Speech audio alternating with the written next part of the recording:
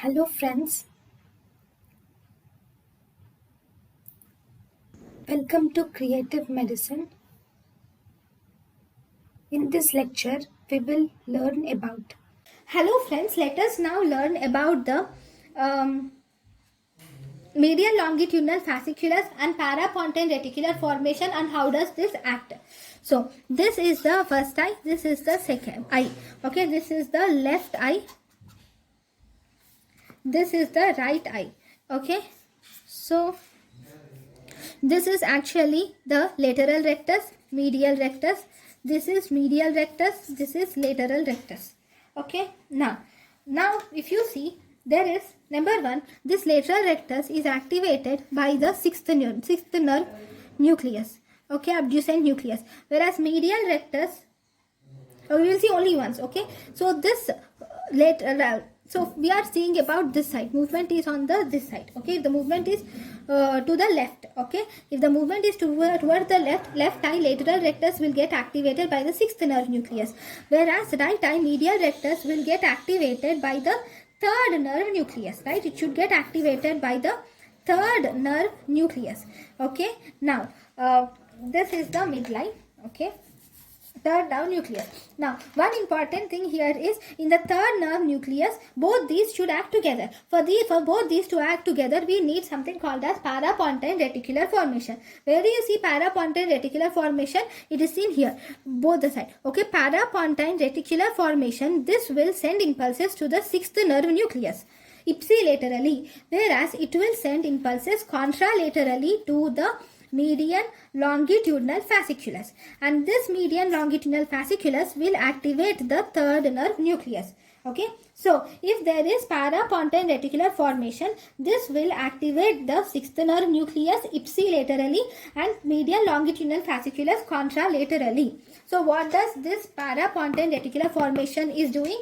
So this parapontine reticular formation on the left side, what does it do? It will activate the left side lateral rectus, and as a result it causes left side abduction.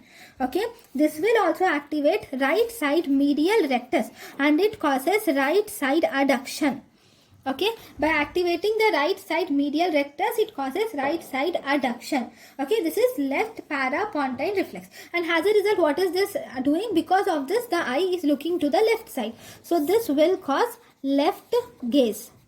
Okay, so this is the function.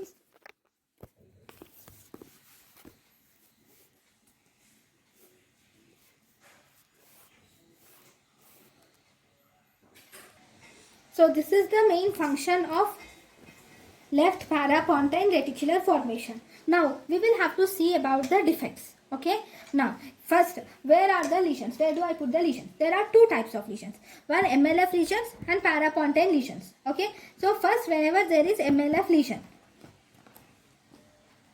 number one, lesion in the medial longitudinal fasciculus. Whenever there is lesion in the medial longitudinal fasciculus, here there is a lesion. So let me write it again. It becomes easier.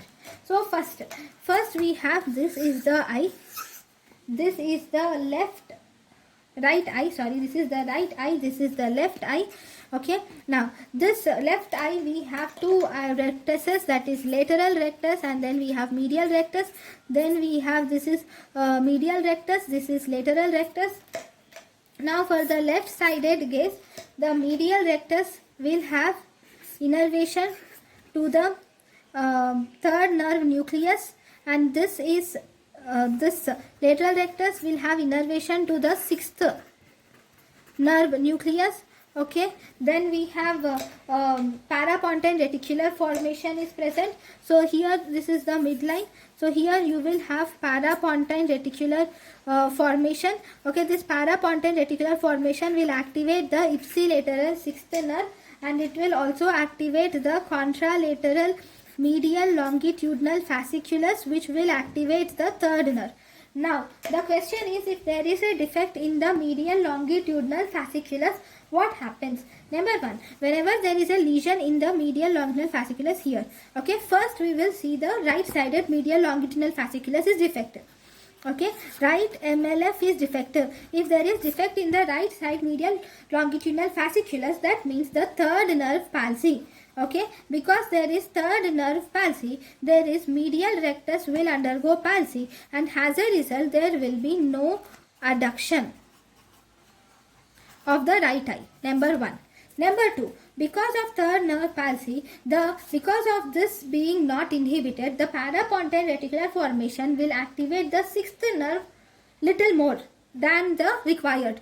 As a result, there will be increased innervation of the increased PPRF innervation to the sixth nerve, and because of that there will be activation of the sixth nerve nucleus. So this will result in number 1, there will be abduction nystagmus to the left side.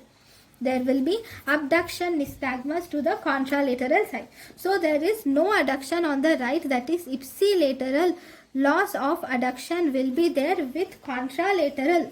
There is ipsilateral loss of adduction with contralateral abduction nystagmus.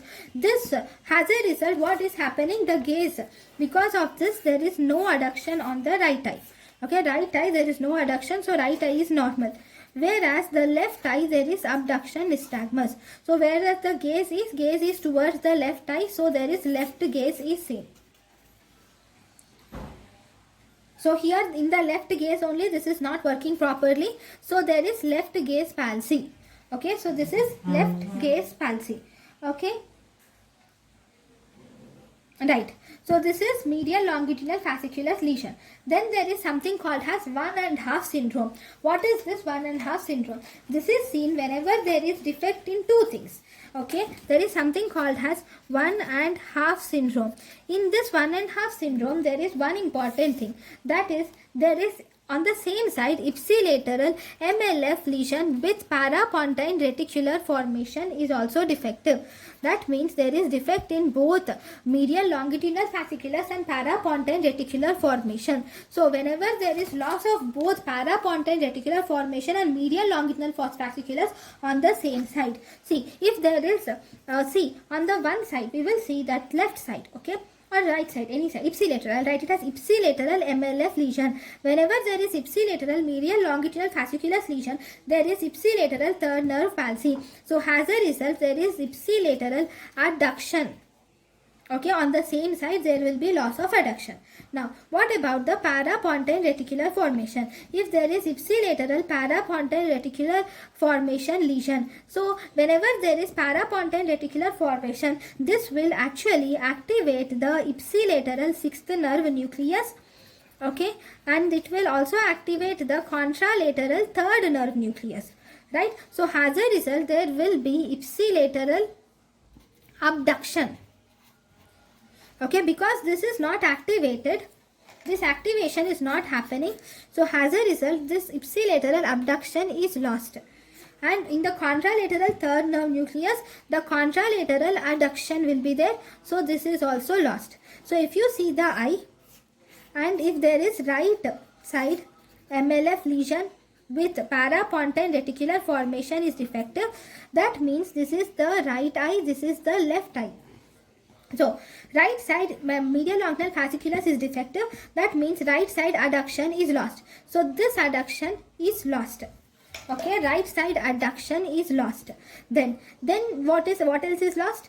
Parapontine reticular formation ipsilaterally. This will cause sixth nerve nucleus, and ipsilateral abduction is lost. So, ipsilateral abduction is also lost. Whereas contralateral adduction is lost.